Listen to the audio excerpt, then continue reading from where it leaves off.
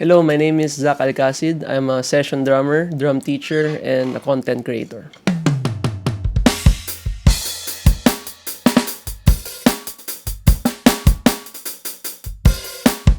Yung sound niya para sa akin, very versatile kasi bukod sa sobrang daming presets na pwedeng gamitin, meron siyang mga samples na pwedeng magamit for pop, for rock, tsaka iba't ibang genre. So, very versatile siya.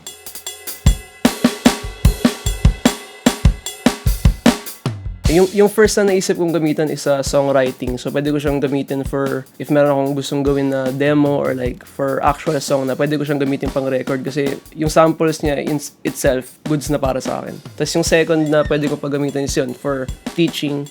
So, pwede siyang, ito yung gamit ng student ko, tapos yung isa drum set. So, parang pwede siyang magsabay. Ganun. So, yung favorite ko so far na nagamit is itong Pop 06. Para sa akin, yung snare niya very crunchy, which is yun yung gusto ko. Then, yung ano niya, punchy din yung kick. So, nagka-cut talaga siya sa mix.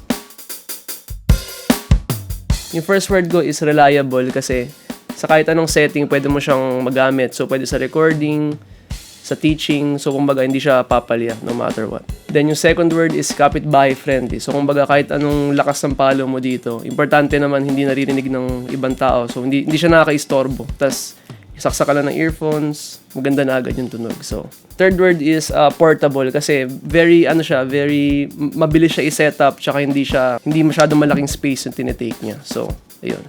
Thanks for watching. For more videos like this, follow DND and @Zach Alcacid on all social media platforms. See you in the next video. Bye-bye.